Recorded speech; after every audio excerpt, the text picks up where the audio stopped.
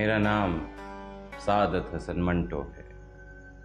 मंटो एक कश्मीरी जात है, इसे मिंटू और मंटू भी बुलाया जाता है। क्यों बुलाया जाता है ये मैं नहीं जानता। मैं उर्दू का नामवर अफसाना निगार। ये बात सिर्फ मैं नहीं कहता, पूरी दुनिया मानती है। मैं तो बेचारे उस मंटो के बारे में सोच रही हूँ। उसकी संग दिल बीवी ने उसे पागल खाने में दाखिल करा दिया। मंटो के साथ जाती हुई है। मंटो में बहुत सी कमजोरी है, लेकिन दिमाग का बड़ा तेज है, पागल नहीं हो सकता। मंटो कब था आपकी तहरीक का हिस्सा? सर, शुरुआत तो उसने रूसी अदब के तराजिम से की थी। वो सोशलिस्ट बारी अली का शागिर्द कहलाता था। वो जब ठंडा गोश्त का मुकदमा प्रेस एडवाइजरी कमेटी के सामने पेश हुआ था ना, तो सारे कम्युनिस्टों ने खुलकर इसकी हिमायत की थी। अगर हमीद निजामी और वकार अम्बालवी जैसे दानिश्वर हमारी मदद को ना आते तो ये तो साफ बच निकलता।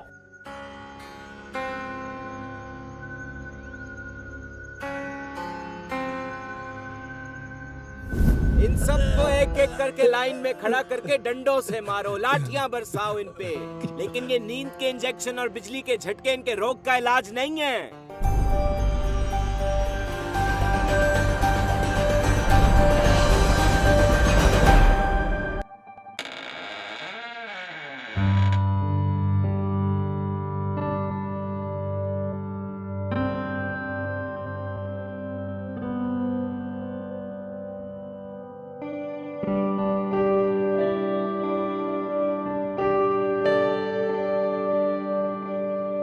मुझे दिमागी अमराज के इस शिफा खाने में इसलिए दाखिल कर दिया गया है ताकि मैं शराब की लानत से आजाद हो सकूं।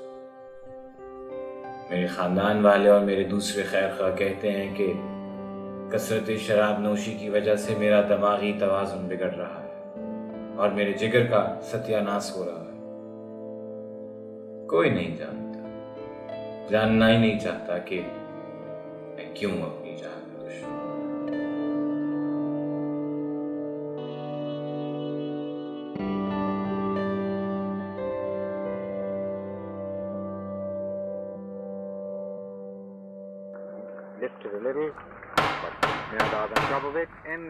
अरे चौधरी साहब, आप यहाँ? आइए आइए, तशरीफ रखिए। शुक्रिया शुक्रिया। कैसी तबीयत है वो आपकी? बेहतर है, बेहतर है मसूद साहब। कहिए, कैसी तकलीफ की आज आपने? आप तो प्रेस ब्रांच से छुट्टियों पर थे।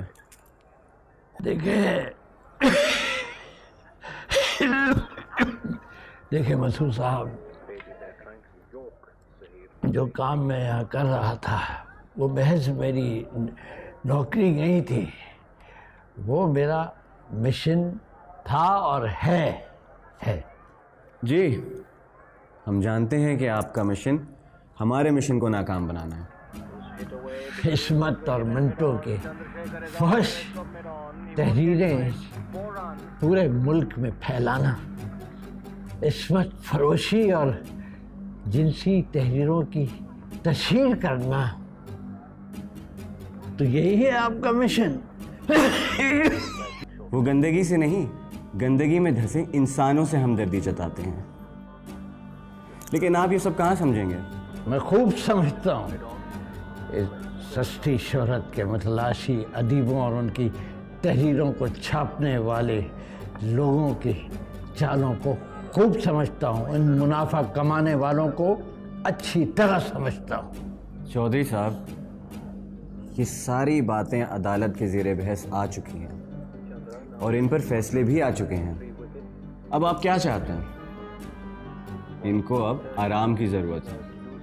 क्यों चौधरी मोहम्मद हुसैन साहब? आराम कहाँ मसूद साहब। एक इस्लामी माशरे में जहाँ अखलाकियात और शराफत का जनाजा निकाला जा रहा हो, एक सोचे समझे मंसूबे के तहत वहाँ मैं आराम कर सकता हूँ? नहीं। वैसे मैं आपको आपको तंबी करने आया था।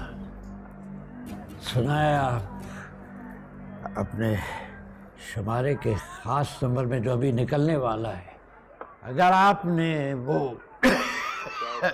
तहरीरें उस शुमारे से नहीं निकाली तो फिर आप एक नए मुकदमे के लिए अपने आप को तैयार कर लें। चौधरी साहब, आप अपना काम कीजिए और हमें अपना काम करने दें। भी हो सकता है और ये कतई छक्का तंबुओं पे जो टेंट्स लगे हुए हैं मिड विकेट की जानिब उनके ऊपर जाके गेंद हुई है। बल जोरदार। रात काफी शोर हो रहा था, कई बार मेरी आंख खुली। कासिम को दौरा पड़ा था। तो फिर ले गए झटके लगाने के लिए। बिजली के नहीं, प्यार के।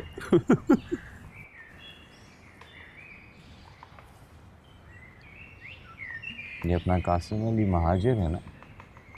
पाकिस्तानी कहो मंटू साहब, पाकिस्तानी। इससे पहले भी तो कहीं से था ना? अपने खानदान में वो अकेला ही पाकिस्तानी। तो बाकी सब वहीं रह गए जो अब हिंदुस्तान है। हाँ, वहीं रह गए, कट गए फसादात में। आप इसके बारे में भी तो कुछ लिखे ना मंटो साहब।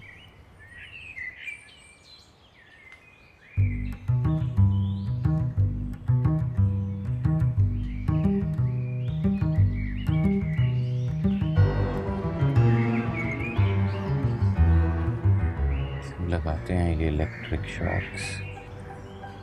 पूछे ना डॉक्टर साहब से। अच्छा, जरूर पूछो।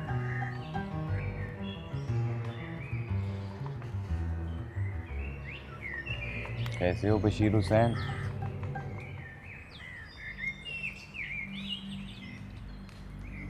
ना बशीर हुसैन आज फिर बहुत चुप।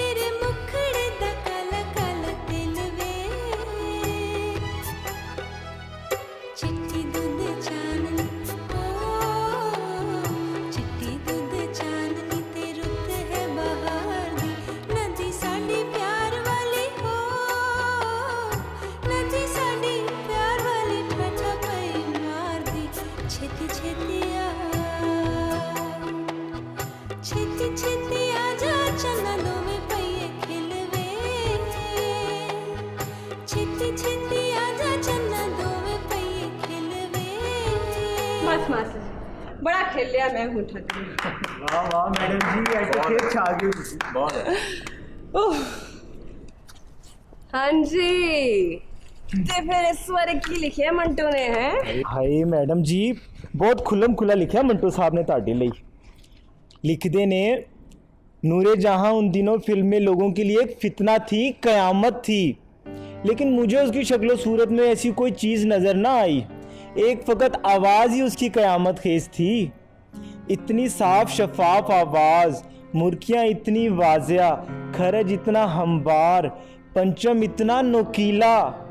मैंने सोचा अगर ये लड़की चाहे तो घंटों एक ही सुर पर खड़ी रह सकती है, उसी तरह जिस तरह कोई बाजीगर बगैर किसी लग्जिश के रस्से पर खड़ा रहता है। वाह भाई, सुरशनास तो है ये शख्स, मगर हुस्न शनास नहीं। बड़ा कमबख्त है ये मंटो,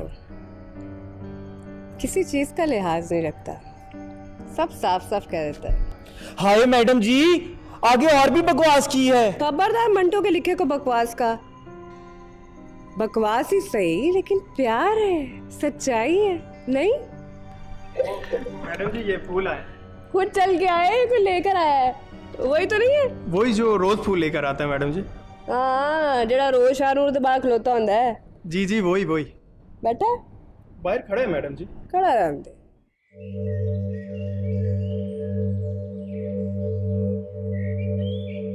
मिल लो बेबी, एक हफ्ते से तुम्हारे लिए फूल ला रहा है बेचारा। ना उस्ताद जी, मेरा मूड नहीं है। चाहने वालों का कभी दिल भी रख लेते हैं। क्यों? चाहने वालों का क्या है? हाथ पकड़ाओ तो पांचा खींच लेते हैं।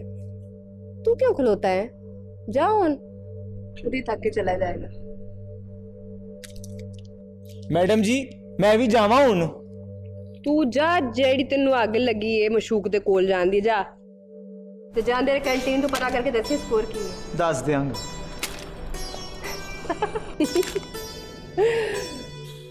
हाय मंटो जी।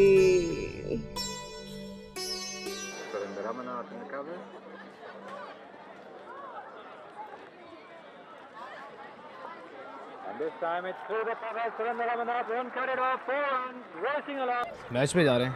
हाँ जाऊंगा, अभी तो दूसरा दिन। पाकिस्तान अच्छा खेल रहा है, जीतेगा इंशाल्लाह, जीतेगा जरूर। मंटू साहब को भी बड़ा शौक है क्रिकेट का। वहाँ रेडियो मिलता होगा कमेंट्री सुनने के लिए? पता नहीं।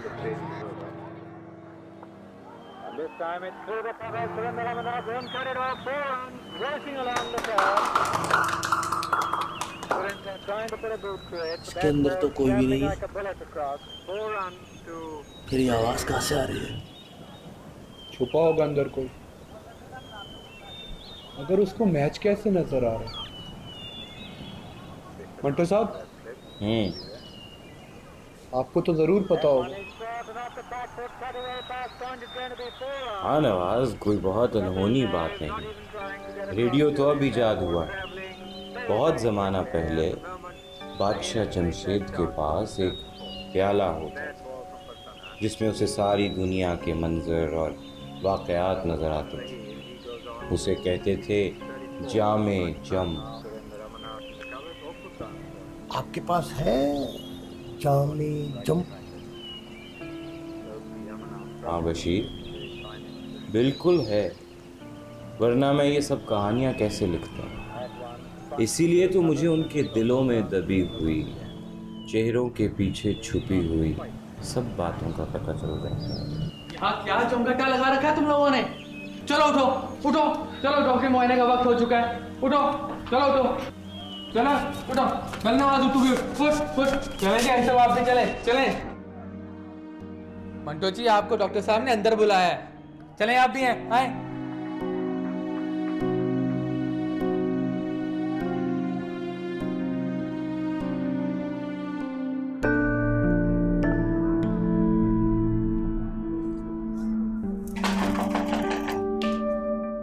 आइए मंटो साहब, बैठिए। आपने मुझे बुलवाया था।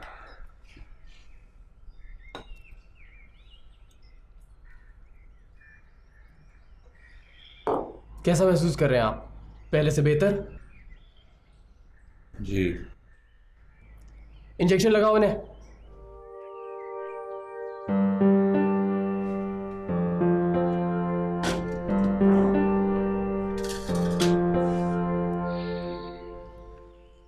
मंटो साहब, आप इन मरीजों से ज्यादा घुला मिला ना करें। क्यों? ये आपके लेवल के नहीं हैं, ये सचमुच के पागल हैं। इनमें से कुछ खतरनाक भी हैं। आपकी बात और है। आपको ये बेबस और मजबूर लोग खतरनाक लगते हैं डॉक्टर साहब। ये आपके अफसानों के किरदार नहीं, जीते जागते इंसान हैं। इसीलिए आप इन जीते जागते इंसानों को सुलाने की कोशिश करते रहते हैं। क्या मतलब? मतलब ये जो नींद के इंजेक्शन भर भर के लगाते हैं, आपका क्या ख्याल है? ये उनके रोग का इलाज है? मंटू साहब छोड़ें इन मामलात को। ये बताएं, आपको तलब होती है? अब भी। किस चीज की? अल्कोहल की। और किसकी? फिल वक्त तो मुझे सिर्फ एक चीज की तलब हो रही है। वो क्या? अपने सीधे हाथ से किसी के बाएं गाल पे कस के चांटा रसीद करने की। अस्पताल की लाश। ओए, तू किधर जा रहा है? किधर जा रहा है तू? इधर आ, तुझे ठीक करूंगा। और मारो। इन सबको एक एक करके लाइन में खड़ा करके डंडों से मारो, लाठियां बरसाओ इन पे। लेकिन ये नींद के इंजेक्शन और बिजली के झटके इनके रोग का इलाज नहीं है। मंटू जी, आप बीच में ना आए। ये लोग प्यार की जबान नहीं समझते, डंडे की जबान समझते हैं, डंडे की। चलो से बात तो करके देखो कभी इनके साथ। प्यार ही के तो भूखे हैं ये मासूम, जानवरों वाला सलूक किया जाता है इनके साथ। और तुम लोगों को भी अपने लिए एहतजाज करना पड़ेगा, अपने हक के लिए आवाज उठानी पड़ेगी।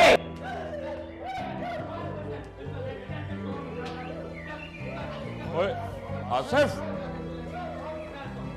ओए शोर क्या मचा हुआ है? और डॉक्टर कहाँ है? अगर आप सबको कोई मर्ज लाहक है तो उसके कसूरवार आप नहीं, कसूरवार ये समाज है। हम सब मरीज हैं, मुजरिम नहीं। मुजरिमों वाला सलूक किया जाता है हमारे साथ। ये 1912 के लूनेसी एक्ट की खिलाफ वर्जी है। अपने पे किए जाने वाले जुल्म के खिलाफ हम सबको एहतजाज करना होगा।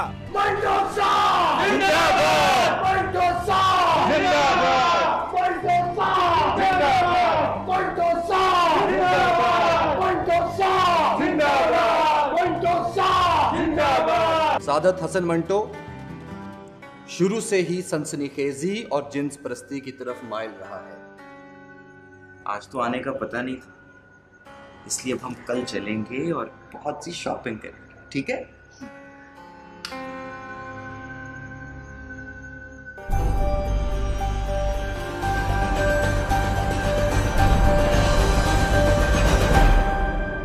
ये कहानी जदीद अदब की एक उम्दा मिसाल है। इसमें जदीद दौर के इंसान का अलमिया फारूक के किरदार के जरिए बयान किया गया है। फारूक का अपनी बीवी पर शक करना जाहिर करता है कि एतमाद और भरोसे के रिश्तों में कितनी दरारें आ चुकी हैं। कहानी का इंजाम यासियत फैला। ये हमारे खानदानी निज़ाम पर, जिस पर हमारे पूरे माशरती ढांचे की इमारत कायम है, खुला हमला। मेरी राय मेरे दोनों फाजिल नकादों से अलग है।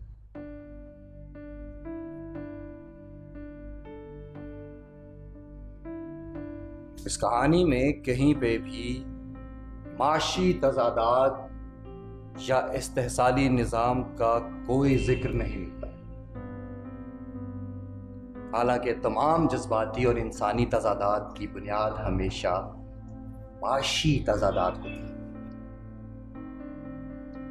ये हमारे तरक्की पसंदों के नजरियाती दिवालियेपन की मिसाल है। ये हर जज्बे, हर इंसानी मसले को डायलेक्टिकल मटीरियलिज्म की ऐनक से देखते हैं, और किसी भी अदब पारे के साथ इससे बढ़कर कोई जुल्म नहीं हो सकता कि उसकी तख्लीक को नजरिए के हथौड़े से कुचल दिया जाए।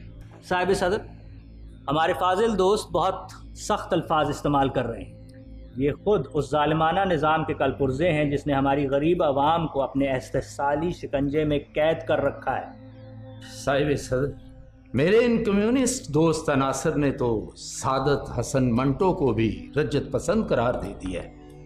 हालांकि वो अंजुमने तरक्की पसंद मुसन्नफीन का हामी था और इनके कसीदे तो ये चंद माह पहले पढ़ा करते थे, और इनके इदारे तो बड़े फख्र से इनकी फोश कहानियां शाया किया करते थे। ये बहुतान है, महज बहुतान। सादत हसन मंटो शुरू से ही सनसनीखेजी और जिन्स परस्ती की तरफ माइल रहा है। वो रजत पसंद सोच का नुमाइंदा था, है और रहेगा।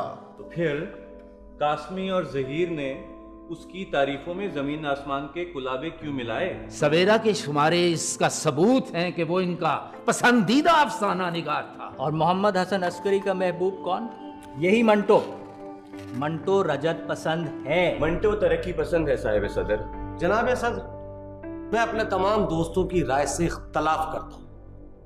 मंटो मंटो है। सर, सूरत हाल काबू से बाहर हो सकती है। तो फिर इनको उकसाने वाला सिर्फ एक ही शख्स है, मंटो। बिल्कुल सर, और उसको हम उस तरह ट्रीट भी नहीं कर सकते जिस तरह हम बाकियों को ट्रीट करते हैं। उसके हल्का अहबाब में काफ़ी बाअसर लोग हैं, वकीलों पर भी उसका काफ़ी असर है। मैं इसी बात पर डर रहा हूं कि हमारे बारे में कहानियां ना लिखनी शुरू कर दे। Sir, my humble suggestion to you is let's release him. Release? Sir, मैं डिस्चार्ज के लिए लेटर बना देता हूँ। उसकी बीवी से कहिए कि वो तंदुरुस्त है और अब घर जा सकता है। Okay, I'll make the call.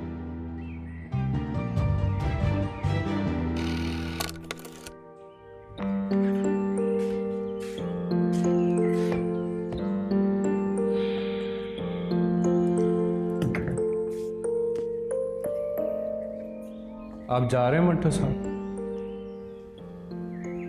हमें अकेला छोड़ के जा रहे हैं? जाना तो था आज या कल, तो तुम अकेले तो नहीं हो, इतने दोस्त हैं तुम्हारे यहाँ पे। अगर हम सब तो बीमार हैं मंटो साहब। बीमार तो मैं भी हूं ना, बस हसीहा तो मैं भी नहीं।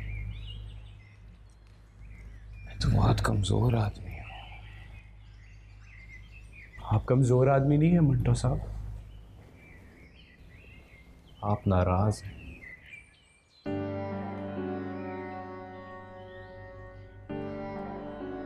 किससे नाराज हूं? मैं किसी से नाराज नहीं होता, लोग मुझसे नाराज होते हैं।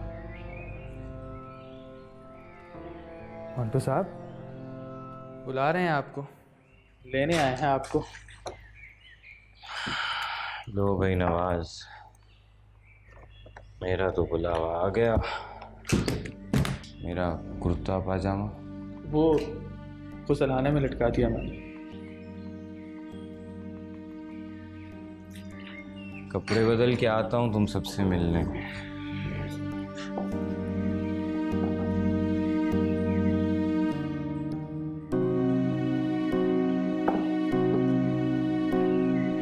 कहाँ लेके जा रहे थे? सुनो आवाज।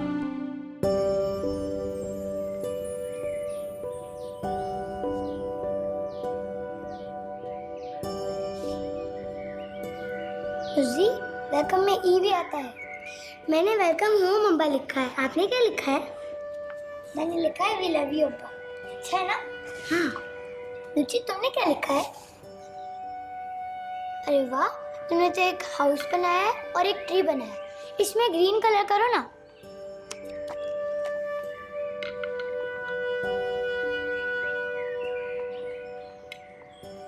पहले मैं अब्बा को कार्ड दिखाऊंगी। नहीं, मैं दूंगी।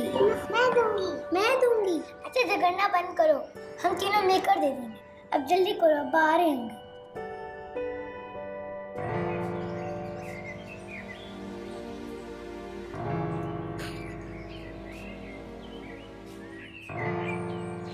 दीने, मंटो साहब, मंटो साहब,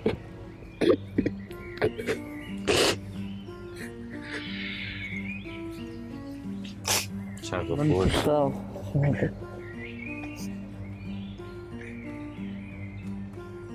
बशीर हुसैन, बाहर किसी को कोई पैगाम देना है?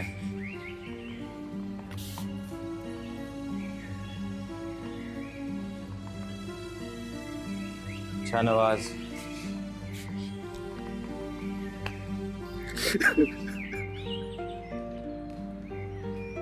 मुझे तेरी सीनत मिली तो मैं उसे बताऊंगा तू इसे कितना याद करता, ठीक है?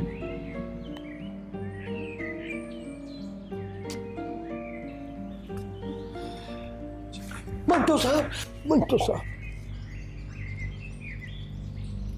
हाँ बशीर हुसैन, पता करना क्या?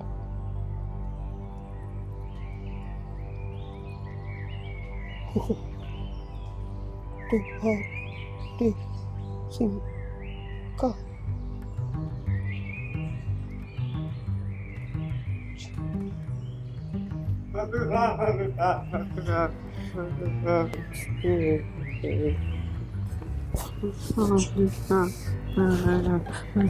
आऊंगा मैं मिलने।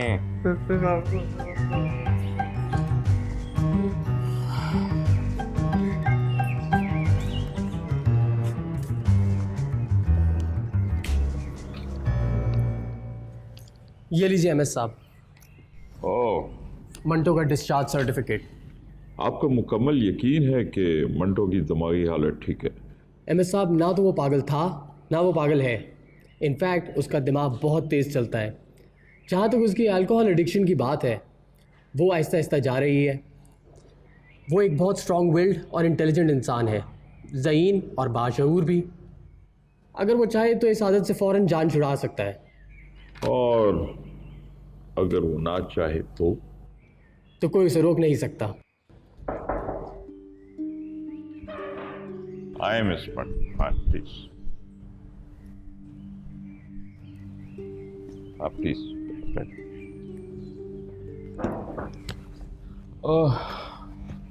ये कुछ डॉक्यूमेंट्स हैं, आप प्लीज इस पे साइन कर दें। लेकिन ये अचानक डिस्चार्ज करने का फैसला क्यों कर लिया आपने? परसों तो मुझे किसी ने कोई इशारा नहीं दिया। डॉक्टर उस्मान ने पूरा उनका चेकअप कर लिया और उनके मुताबिक वो घर जा सकते हैं। इज़ फाइन मिसेस मंटो, आप उन्हें घर ले जा सकती हैं। बस थोड़ी मॉनिटरिंग और प्रॉपर केयर की ज़रूरत है। बाकी इज़ फाइन। ओके, साइन कहाँ? आप बेफिक्र हो जाए मिसेस मंटो, मैंने दवाइयाँ लिख दी हैं, आप बाकायदगी से उनको खिलाती रहिएगा। सोने के इंजेक्शन भी लिख दें डॉक्टर साहब, और कोई ऐसी दवाइयाँ भी जिनसे सोचने समझने की सलाहियत खत्म हो सके। अल्लाह हाफिज मंटो साहब। एमएस साहब, यहाँ मेरे दोस्तों को कोई तकलीफ नहीं पहुंचनी चाहिए। अगर मेरे दोस्तों के साथ कोई बुरा सलूक किया गया तो मैं अपने कलम और अपनी ज़बान दोनों से उनका दिफा करूंगा। और आप अच्छी तरह जानते हैं कि मेरे कलम और मेरी ज़बान में कितनी काट है। शुक्रिया डॉक्टर उस्मान।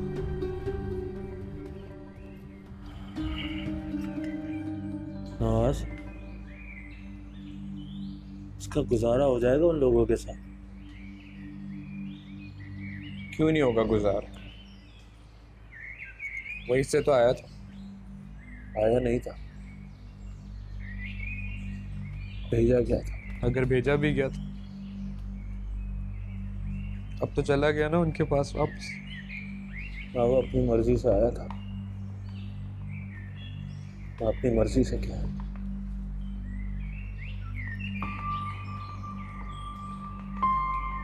समझ रहे हो ना मैं क्या कह रहा हूं? मंटो को कोई मजबूर नहीं कर सकता।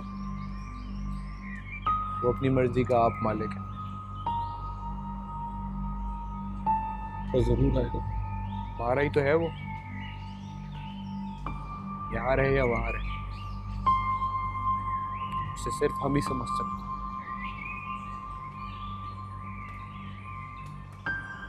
और वो हमें समझ सकता है।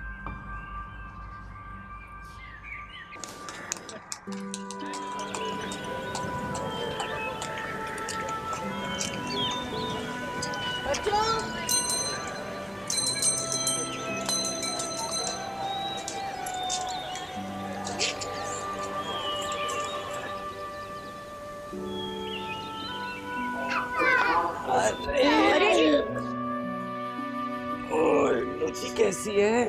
ठीक हो? ठीक हो? आ जाओ जी।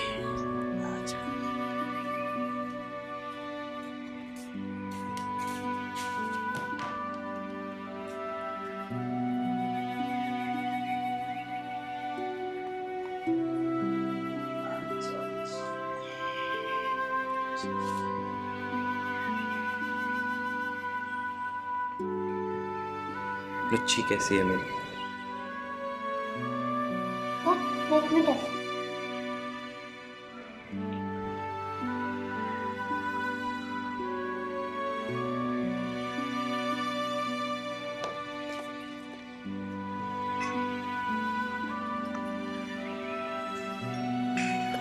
ये पोस्टर मैंने बनाया है और इसमें रंग मैंने भरा है और फूल भी मैंने बनाए हैं। ये मैंने बनाया है और आपकी किताबें भी मैंने लगाई हैं तरतीब से। इतनी बड़ी होगी मेरी बेटियां। सफाई अम्मी ने की थी अज्जू के साथ मिलकर। अच्छा भी, आज तो आने का पता नहीं था, इसलिए अब हम कल चलेंगे और बहुत सी शॉपिंग करेंगे, ठीक है? चलो बेटी, जाओ अपने कमरे में और बापू आराम करो। अच्छू लेकर जाओ।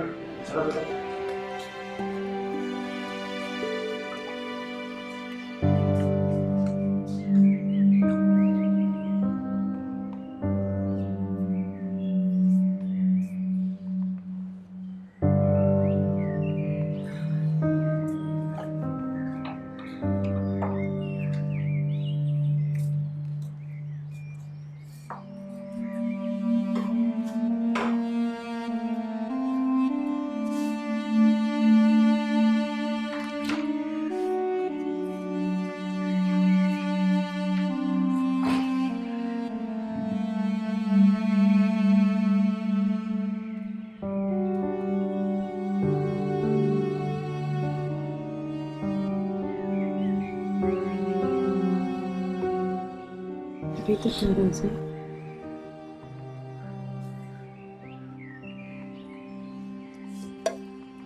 नहीं सफिया, तुमसे नाराज है। तुमने तो वही किया जो तुम्हें ठीक लगा।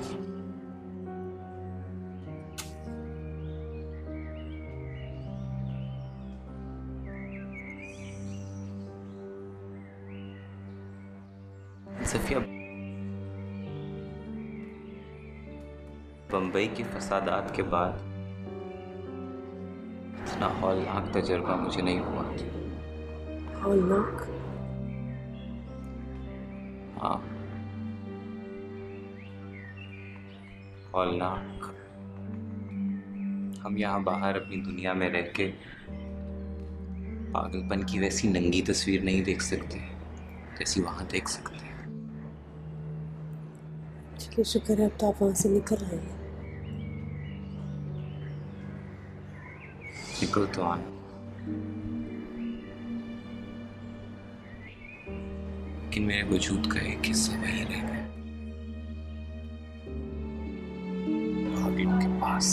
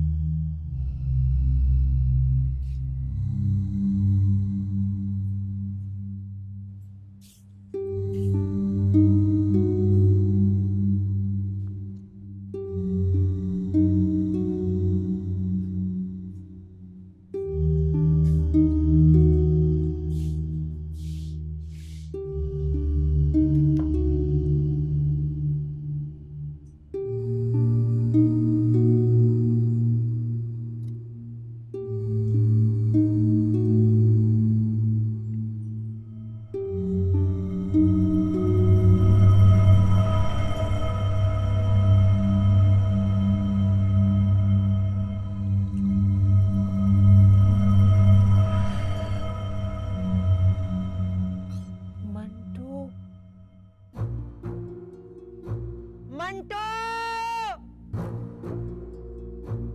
मंटो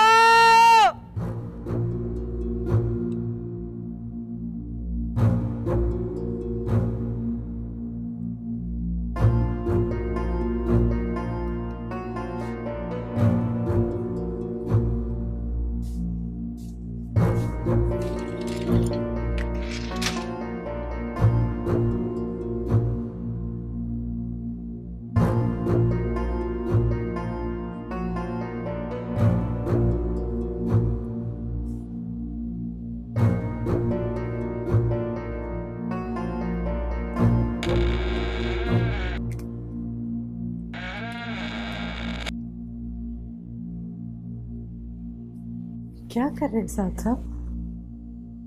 कुछ नहीं वो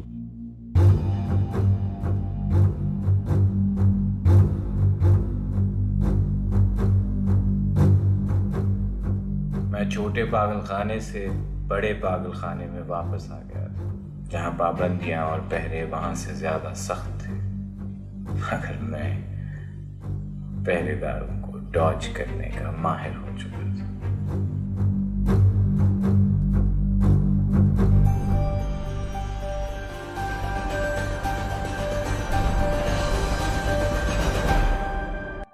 पागल खाने से छूटते ही मैंने आपके लिए एक कहानी दाग दी है।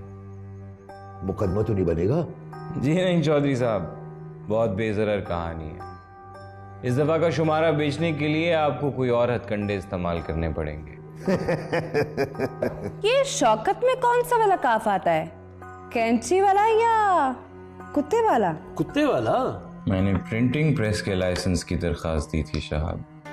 मंटो, प्रिंटिंग प्रेस का लाइसेंस मिलना बहुत मुश्किल है। उसकी कुछ रिक्वायरमेंट्स होती हैं, कुछ फाइनेंशियल रिसोर्सेज और सियासी क्लियरेंस। लूट, आग, भागम भाग, स्टेशन, गोलियां, रात और सकीना।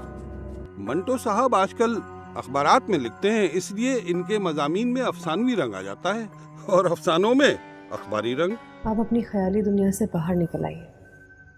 दुनिया को सुधारने के बजाय आप अपनी जिम्मेदारियों की तरफ नजर करें। बच्चियों की स्कूलों की फीसें जानी है, आखिरी तारीख निकल गई है।